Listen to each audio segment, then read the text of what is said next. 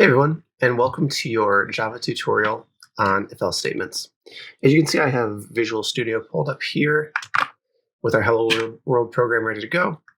I'm going to delete that, and let's go over a scenario where I want to create a program that tells me some information, like when I should bring an umbrella. So we'll call this. When should I bring my umbrella? So what we need is, what I want to say is, if it's raining, then I want to print out to the user, you should bring your umbrella. So let's create a variable, a Boolean variable called isRaining, and we can set this to true. Okay, so we have our isRaining variable set to true. And now, if that variable is true, if it is raining, then I want to tell the user, you should bring your umbrella. If otherwise, I want to tell the user, don't worry about it. So how we would do this in Java is we would use an if statement. And so the syntax for an if statement is we type the keyword if, do an open parentheses, and then we put in a expression, a Boolean expression, or a Boolean variable.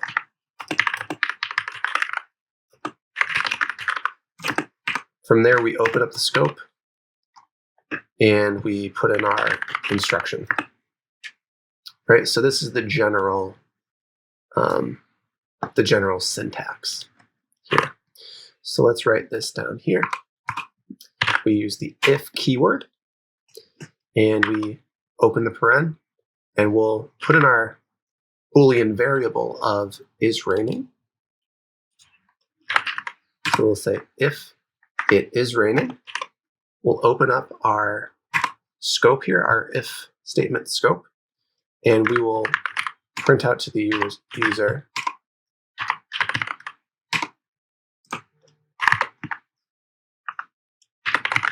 bring your umbrella. Okay, cool. So this is our program. Let's run it and see what happens. Cool. So we see bring your umbrella here. Awesome. Now let's switch this to false and see what happens. So now it is not raining. So let's run it. Okay, so there's no actual code that printed out, right? So nothing printed out to the console. If statements will only execute the instructions between the two curly braces if the Boolean is true. So if this Boolean variable or expression is true, then the if statement will execute the code between this curly brace and this curly brace. If the Boolean expression is not true, it will skip over everything inside of the curly braces, and it'll just keep executing the program. In our situation, we don't have any more program, right? So it just ends the program. Now, we can we can expand this program, right? We can expand it to say, if it is raining, then we're going to print out, bring your umbrella. If it's, if anything else, if it's not raining, then we want to print out, don't worry about it. And we can do that using an else statement, right? So I'm going to create another.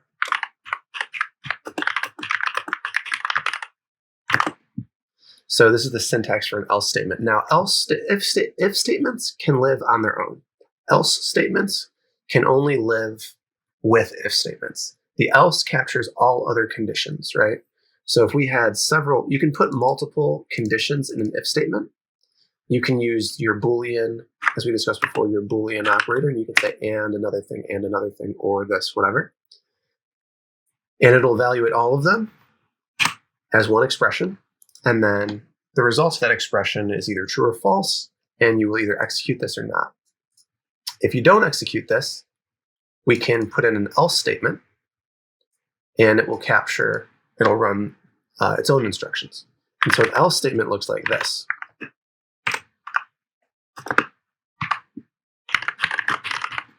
Right? So we have our if, which is if Boolean expression variable, run the instruction, and then we have an else. You'll notice that the else does not have a parentheses and a Boolean variable or expression here. The else just exists. It looks like this. The reason that the else doesn't have a Boolean expression or variable is because it captures all other scenarios. So all the if is looking for is this expression or variable true? If it is, then it runs this. In all other situations, the else block runs. So for our else block, I'm going to write system.out.println.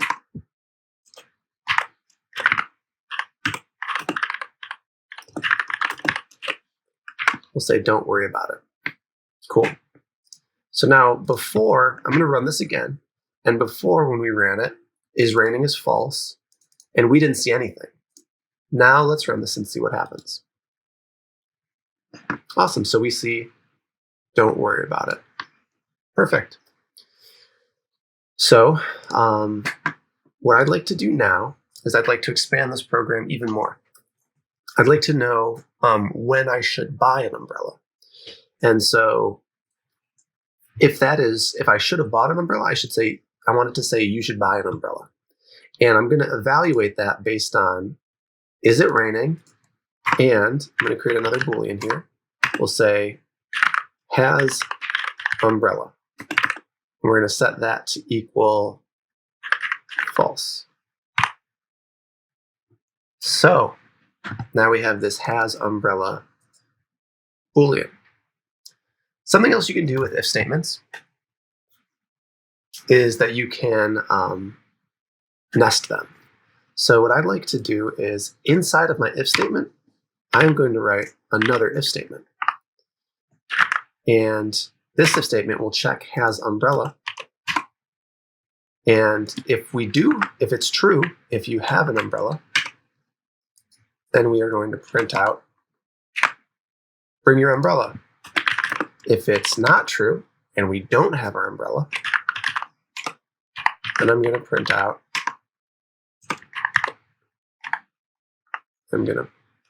oops, you should buy an umbrella. Cool. All right, so now what we'll do is we will set is raining to true. And so when we go through on line 13, the computer will run and will say, is raining true? It is, so it'll start to execute this block of code. Next, it'll check, has umbrella true? It is not. Has umbrella is not true, so this will not execute. And it will fall down to this else statement, and it should print out, you should buy an umbrella. So I'm going to go down to the terminal, and I'm going to clear out the results so it's a little bit more clear. And let's run this code. There we have it. It says, you should buy an umbrella. So now the point of this example here was that you can do what's called nesting, which means you can have an if statement inside of an if statement, right? And you can keep going down. I don't recommend you go very far down, too many levels into it, because it gets kind of confusing. I don't know if you guys have seen that movie. I can't remember it now, but it's that movie where they just keep going into people's dreams. And that's kind of like if statements. You go too many levels in, everything just starts to get weird. And it's very easy for your logic to fall apart. Okay, so there's one last thing that I'd like to go over. And for this, we're going to need to create another Boolean. So now, when it's raining, you should bring an umbrella. But also, if you're going out, there's other times you should bring an umbrella too. It might be raining in the future if it's cloudy. So what I like to do is create another Boolean, call it is cloudy. We're going to set that equal to true. And I'm going to switch is raining to false. So now we have our if is raining, right? And if it's raining and we have an umbrella and all of this stuff. But what if it's not raining but it's cloudy? We should still bring our umbrella. For this, we can use an if-else statement. So I'm going to start a comment here.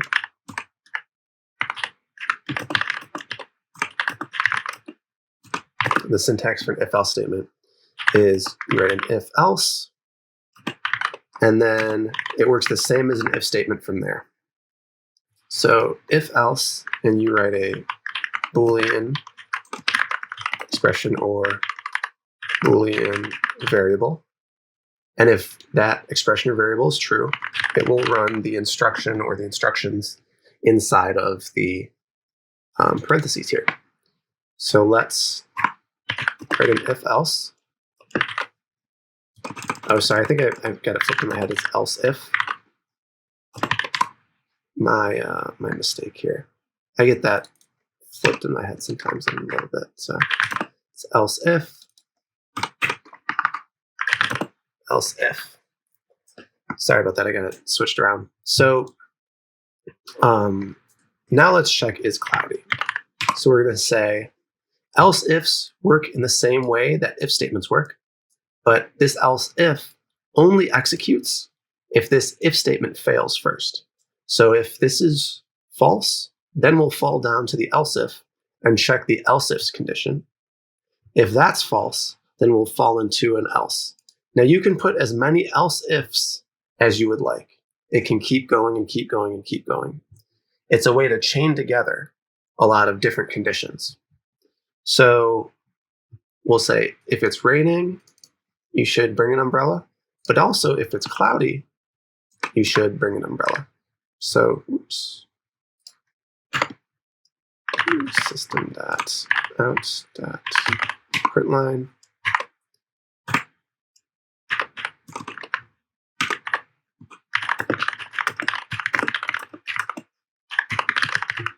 So I'll say you should still bring an umbrella if it's cloudy.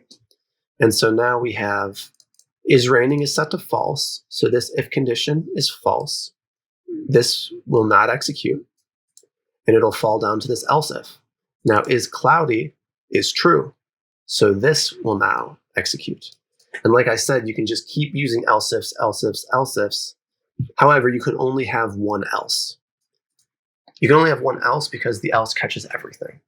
Else if only works, will only run its instructions if the Boolean expression inside of the parentheses is true.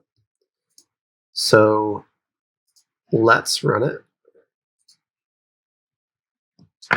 And we see you should still bring an umbrella, right? So we see that the is raining Boolean is false. So this does not run. This one is true, so it does run. Now, let's switch this one to false as well and see what happens. Let's run it. And we can see, don't worry about it, right? So it is not raining. It is not cloudy. So we do not run the raining if statement. We do not run the is cloudy else if. So it falls down to the else statement of don't worry about it. So there you have it. That is sort of if statements in a nutshell. Remember, you can also link inside of an if statement things like, two Boolean variables or two Boolean expressions. It can keep going. So you can link up as many Boolean expressions or variables as you want. The computer's smart enough to evaluate them all and produce a single Boolean value that will be evaluated for the if statement here. And remember, you can also nest if statements. So you can put them, inside of each other as we've seen here. And then you have your if, which is based on a condition, your else if, which is based on a condition, and then your else block, which catches everything else. Okay, awesome. So it's through this that you can kind of make decisions in your programs and kind of guide a user down a flow, or you kind of create the flow, the logical flow of your program. So this is a really powerful tool. I hope you guys understand it, and thanks.